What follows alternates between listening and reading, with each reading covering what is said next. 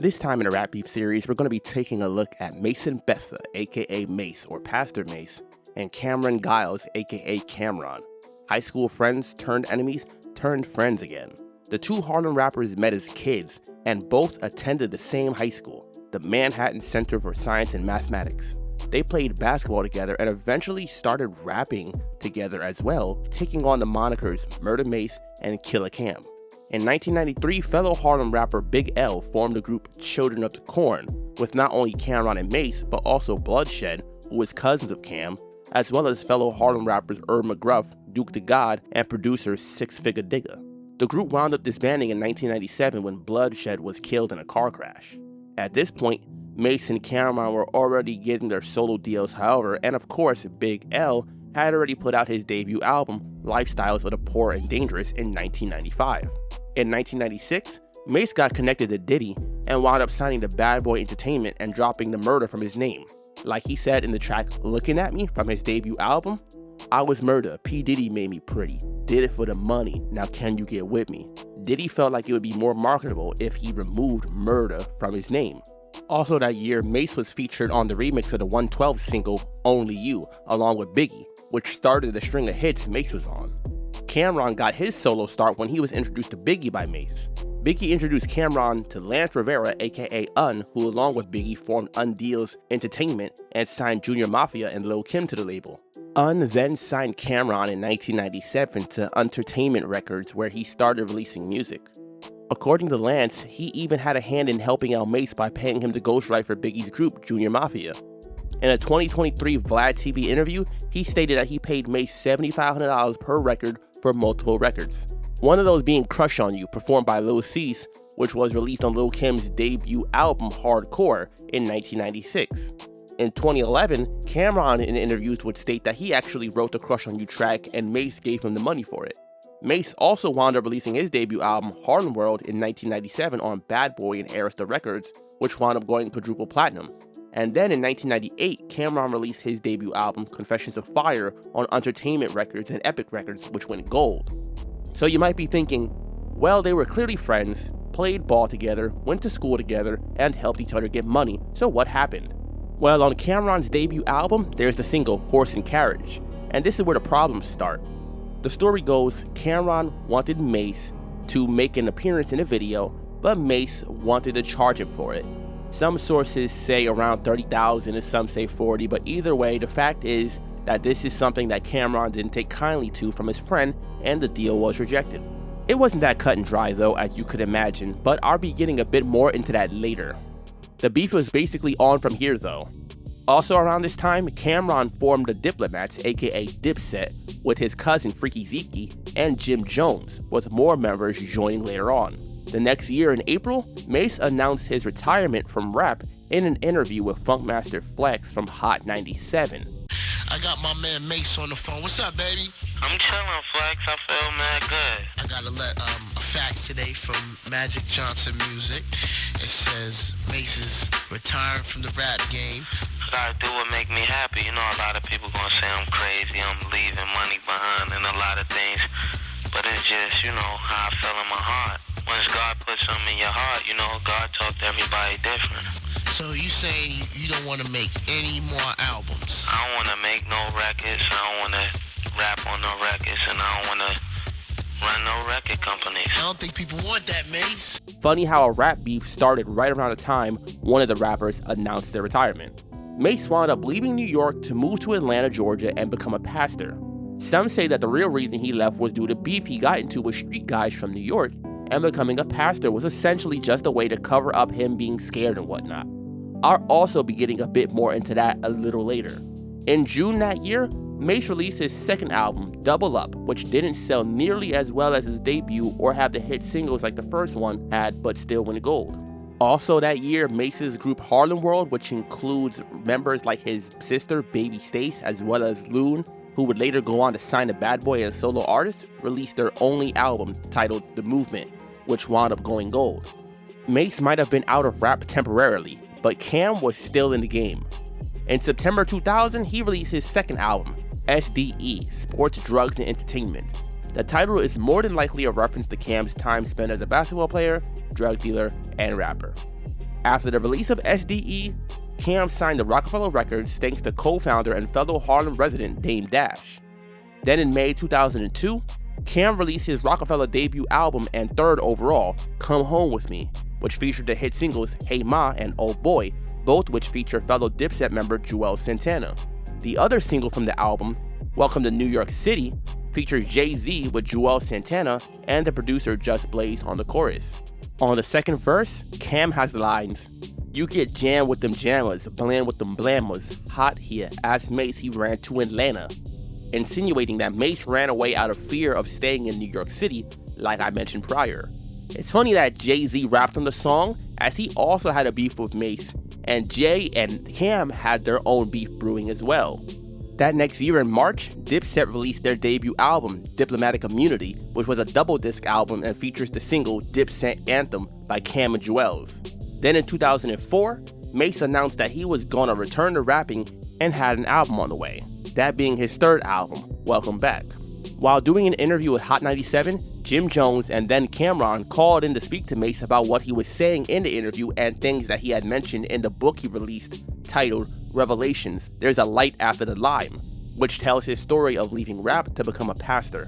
So at the end of the day, my thing is, when you left, we did what we had to do. We got it popped. You come back and say what you want to say and lie about it. Like, you talk about business. Where's the publisher for putting people's name in the book? You put people's name in your book and tell people business like you didn't, like people want their business out there. If you want the truth, read your own book. How about that? And then they'll tell you what's the truth. I read some of your book and they got somewhat the truth. But business is business. Where's my publishing? You can't put people's name as lives and so on and so forth without authorization. You can? That's business. Can you get, so you get sued for that, I guess? You can, but I wouldn't take it there because I'm not a chump like that. You feel me? During the call, Jim threatens Mase, and Mase just calmly responds to him.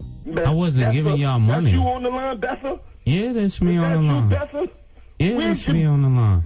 You already know why you left Harlem. R.I.P. Baby Man and R.I.P. Pop Lottie. That's why you left Harlem. You ran up out of there, Betha. I moved from Harlem before that. Did you have a congregation in Atlanta? Did you leave your congregation down there? Or did you backslide? Which one, Betha? Because you're saying, this is me. I don't care what you say on the radio, but this is me. I know you. I know you too, sir. Don't play with me, brother. Ain't nothing changed. You know, I put you in my Koofy category. Off with your Koofy. Don't play with me, man. Jim then got off the phone and Cam joined in. They talk about the fact that Mase asked Cam to pay him for making an appearance in the Horse and Carriage video like I mentioned earlier, and Mase essentially says that the idea was for them to charge the label and split the money rather than let the record execs keep the money for themselves. If you don't know, record labels give artists a budget for their recording and music videos and all that. So Mase was basically saying, use what the record label is willing to spend to put some more money in his pocket, since it wouldn't actually be coming from Cam'ron's directly, but from the record label that signed him. A few months later in August, Jim released his debut album, and Mase released his third album, Welcome Back. Ironically enough, Jim's album was titled On My Way to Church, which Jim definitely made sure to mention during his call on the radio. Even after threatening someone, I guess you could take a second out for self-promotion, right? A few months later in December, Cam released his fourth album, Purple Haze, which featured singles like Down and Out featuring Kanye West, and the classic Get 'Em Girls, which spawned the iconic line, I get the boosters boosted, I get computers putin'. That song is my favorite from Cam, largely due to the beat, but also due to absurd lines like that. If not for his charisma, I could see this song being just like pretty dang corny with all the lines and all that, but he pulled it off pretty nicely. Back to the beef though. On the outro of the album, Take 'Em to Church, featuring Juelz and Uncasa, shots are thrown at Mase, as you could probably tell by the title. Juelz and Casa only have like 2 lines each for whatever reason, but they're using the diss Mase as well. Cam sets them up for it in the first verse with the lines, you know me dog, I just want to keep the peace, but saying my name that's only gonna lead to beef. Tell my niggas chill, but they want to heat the streets, or do it on record, check we spit heat to beats. Juelz follows up with, everybody welcoming this, welcoming that, he wasn't welcome in the first place, how we welcome him back. Which of course is a reference to Mase's Welcome Back album, and then Uncasa has the lines, give me the Mac, let me welcome him with that, Mr. Rogers, I leave his brains on the trolley track. Then Cam continues on dissing Mase himself throughout the rest of the track with plenty of lines referencing Mase's decision to become a pastor. With lines like, get your Kirk Franklin on, word, so you can get your Ben Franklin on, Cam insinuates that Mase turned to a pastor in order to make money. He starts his second verse with the lines, yo, you trying to handle us? Get on the air and damage us, screaming out Harlem like you ain't just abandoned us. Once again, making mention to Mase moving out of NYC. And then he goes on to mention what other Harlem residents have been up to, like Blink and Zeke, pushing the point home further that to him, Mase isn't connected to his hometown anymore.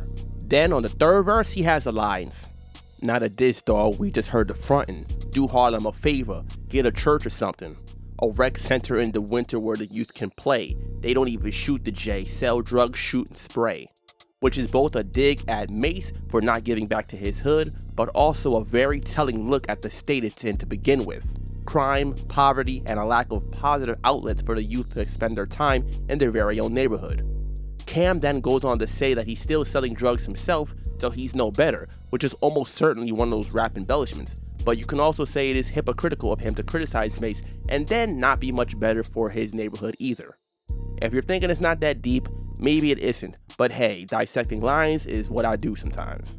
Cam then spends the outro of the song shouting out people in streets from Harlem.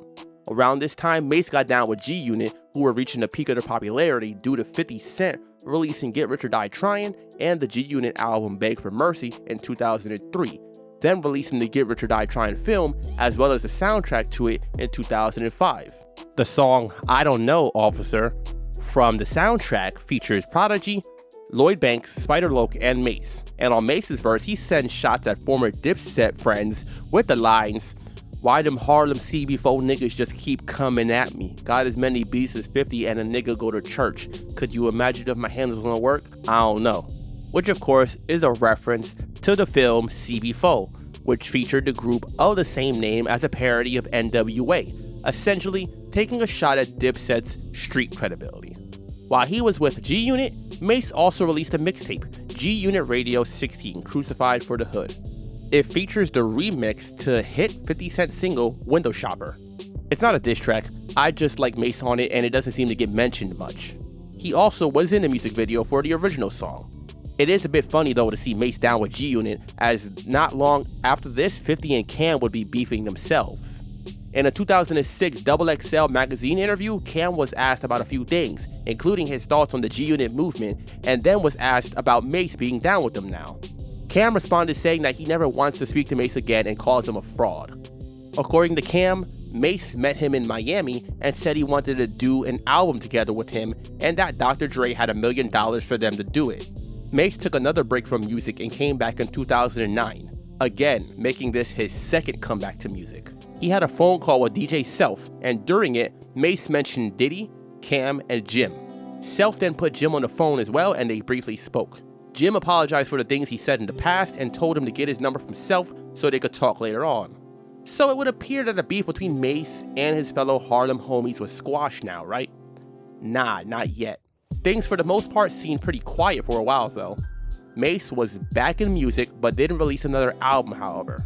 Cam was beefing with 50 Cent and Dipset was essentially on the outs as they were having internal issues. The Cam'ron and 50 Cent beef I've covered before on the channel, so check that one out after this. In October 2010, Harlem World member Huddy was killed in a car crash on the George Washington Bridge. Cam'ron released a tribute song using the beat from the Eminem song No Love featuring Lil Wayne. On the track, Cam mentions going to Huddy's wake and that Mase didn't make an appearance. He also made a tweet about Mase not showing up. Then in 2012, on a remix to the Jim Jones track 60 Racks, Cam is featured and he has the lines, sorry brah, I ain't fucking with Mase. Yeah, tell him you be cool. Me, I rep that HUD 6. I ain't even gonna play with him. Harlem Underworld for real. You can fool Wale in them. Which is once again a reference to Huddy 6, and also a reference to Mase featuring on the remix to the Wale track Slight Work, released earlier that year. Like I said, this beef isn't exactly over yet. In 2013, Cam'ron had an interview on The Breakfast Club and was asked about Mase, in which he responded that he hasn't spoken to Mase in 3 or 4 years. And what happened with Mase? You still speak with Mase? I haven't spoken to Mason in about 3-4 years. I don't know, Mase just be up and down, you know what I'm saying? Like, I don't really like Mase. He'll be like, you know, he'll do the church thing. Then you go on his Instagram and he be like, yo, where the bitches at? Yeah, exactly. And I be like, yo, he tougher than Lover, man. You know what I'm saying? So, you know, it just makes me real finicky. He also mentioned not liking the fact that Mase missed Huddy's funeral. Fast forward a few years later to November 2017, and Cam'ron releases a mixtape titled The Program. And on the first track, titled It's Killer, Cam shares a story about him and Mase from back in 1997. Mase called him saying he's at a chick's place and her boyfriend is at the door and he needs help. Cam heads up there and gets Mase out, and Mase gives him $100 for the help, as explained with the lines, "Got this nigga home and he passed me a hundo. Told him straight up I ain't feeling him. Let me curb this nigga before I end up killing him." Then he mentions fellow Harlem guys, Baby Mane and Pop Lottie, and their murderers with the lines. Then I watched him play Pop Lottie against Baby Mane. At this time I'm moving heroin in Maryland. They both died and this nigga turned reverend. Had the hood hot FBI agents round. This is what prompted Mase to come back with one of the best diss tracks I heard in years. But before we get to that, there's a story involving Pop Lottie and Baby Mane and why it's so relevant to the whole situation. On multiple songs, Mase would mention getting with other guys' girlfriends, which really ain't cool to me and pretty dangerous, but I mean some people just get down like that. On the last track from his debut album Harlem World, he has a song titled Jealous Guy, featuring 112 and Diddy, and it's essentially a remake of the song Jealous Girl by New Edition. On the song, Mase sings about a guy who was ready to kill him when it was found out that he had sex with the woman in question. Allegedly, this is the same story that Cam'ron talked about in the It's Killer track, and the guy in question was Harlem drug dealer Baby Mane. Pop Lottie comes into play as he was another Harlem street guy and was down with Mase. Hence Cam's line about playing Baby Mane and Pop Lottie against each other. However, according to various sources, Mane and Lottie had beef with each other even before the Mase situation. In the song, however, Cam does mention that the situation in the story happened in the Bronx while they're all from Harlem, so maybe Mase had multiple situations of getting with another man's woman, or they just went to another neighborhood.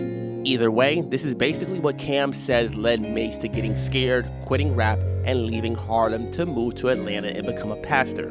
There's more to their story, like Baby Mane getting Harlem World member Cardan robbed for his chain because of this, but it's time to get back to Cam and Mase. Shortly after Cam released the program, Mase responded with The Oracle, which sees Mase rapping over the beat from The Blueprint, the title track of Jay-Z's 6th album. He starts the song off with the lines, "Imagine 20 years with a bitter bitch and the same drama. Dame told you do this shit and you don't see Dame karma?" Which is a reference to something that Mase has said a few times. That Dame Dash approached him one day when he came back to rap and asked him why he doesn't just beef with Cam on wax, likely for some kind of publicity. He also has the lines, "Tax know you as the nigga that snitched on the rock. DC Crips only know you the nigga they shot," which is a reference to the fact that Cam was shot in DC in October 2005. On the diss track, You Gotta Love It, featuring Max B, Cam mentioned seeing someone throw the Rockefeller diamond sign when he got shot in DC. If you don't know, that song is aimed at Jay-Z. The Taxstone mention goes back to a 2016 Vlad TV interview where Tax stated that Cam doing that was snitching. One of the most intriguing lines on the track is, "Ever since 10 you was a thirsty nigga, I ain't gonna talk about the time you fucked your sister." This part of the song seems to have been either made up or have some other meaning, because when asked about the line in interviews, Cam would state that he doesn't even have a sister. I never made up, like fuck my sister, the imaginary sister that I don't have. Do you have a sister? I don't have a sister. Yeah. You know what I'm saying? Mase also mentions the infamous fight at Rucker Park where Jim Jones was jumped at a basketball game by Junior Mafia, and then mentions their beef with fellow New York rapper True Life with the lines, "You always play the sucker part. Where was all that Rico shit when you left Jim in Rucker Park? Matter of fact, I'm on a True Life change, but let's get back to that smack and that True Life chain." Cam'ron played Puerto Rican Harlem drug dealer Alpo Martinez, or Rico as he was called in the Paid in Full film, basically saying Cam should be tough in real life like he played the character, as during the Rucker Park fight, Cam left Jim hanging, and in the beef of True Life, a physical altercation broke out in 2007 and Cam was punched in the face. Mase mentions Huddy with the lines, "Don't blame me for the past and I won't blame you for the crash. Sent my nigga Huddy on a dummy mission and he crashed." which also sparked interest as to what Mase was referring to with the line, insinuating that Cam had something to do with Huddy's death. He goes on to mention Cam's handling of Juelz and Jim Jones' careers with the lines, "You robbed Juelz on some Diddy shit, and when Jim started balling, you get back on some sissy shit." And he ends the song with some of my favorite lines. "I'm the name on the ribbon on the bird. I'm done rapping with you. You'll always be my bitch. You got my fucking name tatted on you." Which, if you didn't know, is a reference to the fact that the Dipset eagle is holding a ribbon, and on that ribbon are the words Harlem World, which of course is the name of Mase's debut album, as well as the fact that Cam as well as Jim Jones have the words Harlem World tattooed on them like Mase does. The Oracle is up there among my favorite diss tracks. It was quite unexpected by people, as Mase went years barely responding on wax to Cam'ron and Dipset's jabs at him. Cam clearly didn't take too kindly to that, as despite being on tour, he took the time out to record and release a response track, that being Dinner Time, and I guess he thought that he was going to eat Mase on this. He really didn't though. The song just sounds bad, quite literally, like it was recorded in one take with a bad microphone or something. I'm still going to break down the lyrics though, but the song could have definitely have been re-recorded to make it more clear and better sounding. Cam responds real early in the track to the sister line with the lines, "You done opened up a door, I'm petty, ready for war, I ain't got a sister, only sister I fucked was yours." A pretty self-explanatory retort. However, Mase's sister responded on IG shutting down the claim by saying that it never happened and never will. He comes hard at Mase again with the lines, "But who you talking tough to?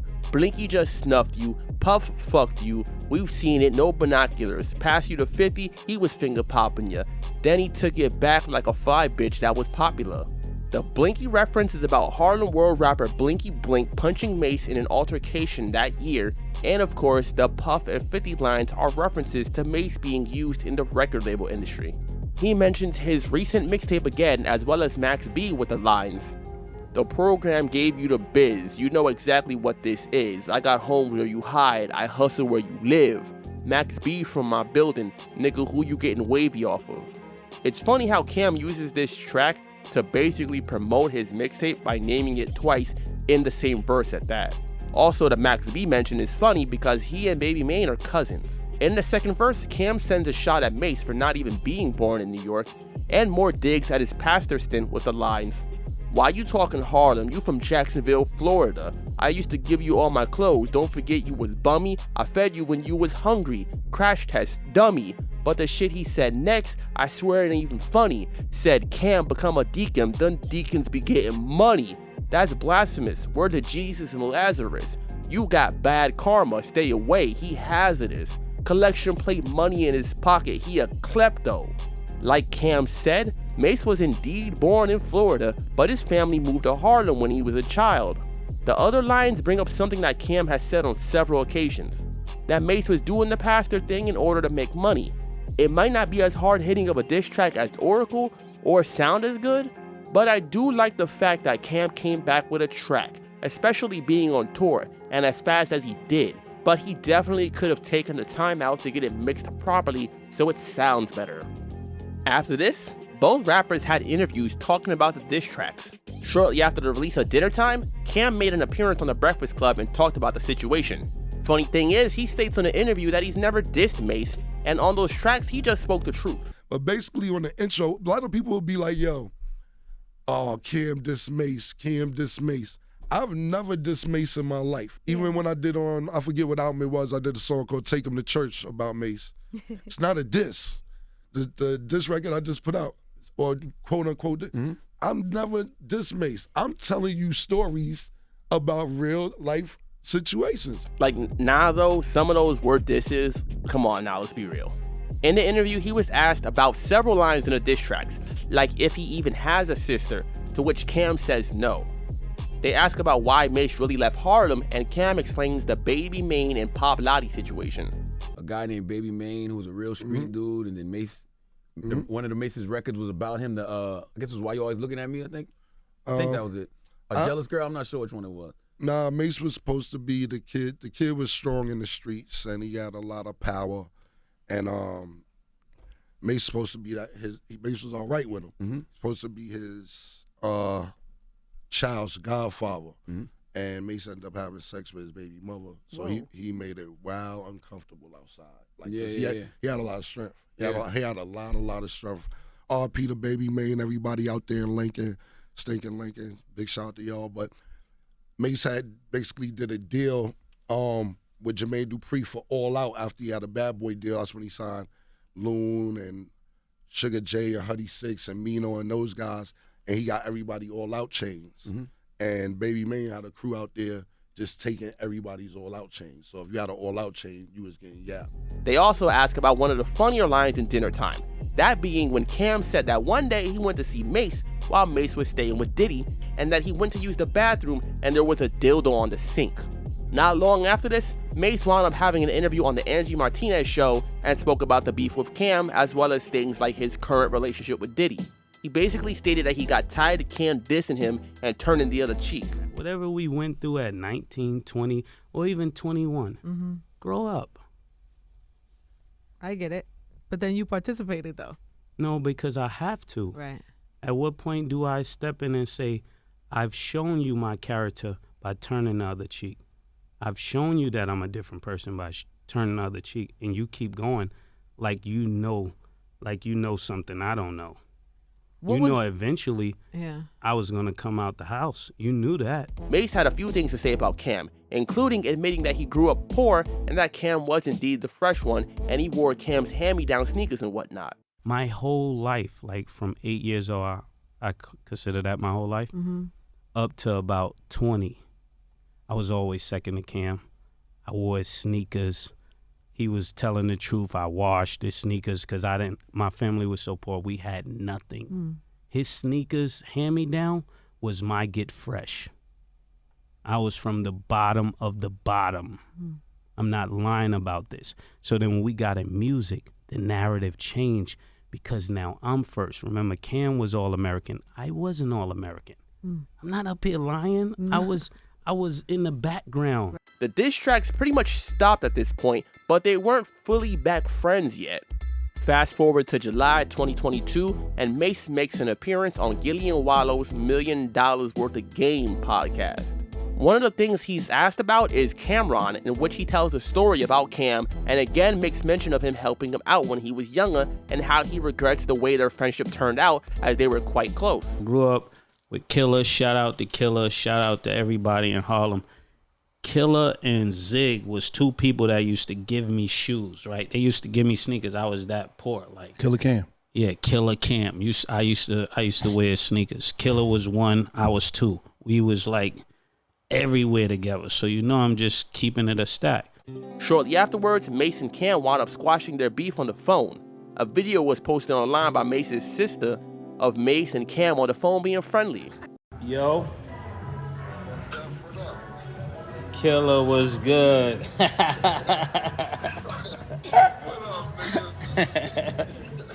Where's Mr. Petty at these days?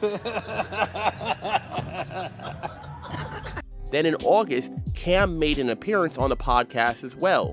That next year, in February, the first episode for their sports talk show, It Is What It Is, aired. If I was actually into sports, I might watch it. I find Cam to be pretty entertaining in general, and it's good to see two old friends working together again. One person quite close to the whole situation didn't seem too happy about it though, that being Jim Jones. In an interview with The Breakfast Club in April that year, Jim was asked about his relationship with Mase, and he stated that he doesn't care for Mase much. You just breezed over that. I said, what's your relationship with Mase? You and Mase good now? I don't care about Mase. I don't care for Mase too much. You heard? Tell Mase go say some prayers. Word up. You heard? My deck may. Let me stop. He did acknowledge, though, that they used to be friends and at one point even lived together when they were younger, as Mase and Cam stayed with Jim Jones at his grandmother's place. When Cam and Mase went to college, they both got kicked out. And when they got kicked out from school, they ended up coming to live with me at my grandmother's house, where I recently passed away. Yeah, both of them. Oh, wow. Some people chalk it up to jealousy and Jim feeling left out, essentially. Either way, hopefully the beef between those two can be squashed as well. I don't see why not, considering the rest of Dipset was beefing with Mase to begin with because Cam was. In November 2023, Mase and Cam made an appearance together on Gillian Wallow's podcast, and Cam took a moment to thank the pair because Mase's appearance on the podcast, saying what he said about Cam, basically helped them come together and squash the beef. Now, first of all, I want to say thank you guys for even, because to be honest, without you guys' platform, we may not even still maybe not even speaking. So first of all, I want to just thank you guys, because be honest with you, I don't do interviews. I told niggas I do $1 million worth of game, and I'll do Drink Champs. I don't do any other interviews unless you pay me. Kind of like, because how many times you're going to say the same story? You know what I'm saying? That's just the way I think. But thank you guys for even, I didn't know it left from States, but after hearing Mase talk, I'm like, damn, that's my nigga, B. So after about 2 decades of being at odds with one another, the childhood friends Mase and Cam'ron have squashed their beef, are friends again, and even work together. I'm glad to say this is another beef that was squashed on a pretty positive note. It's good to see rap beefs that stay on wax and don't resort to all the violence that is often spouted in the lyrics. What are your thoughts on this beef? Which track from it is your favorite? Do you watch their talk show? How is it? Answer these questions in the comment section below and let me know what you'd like to see next.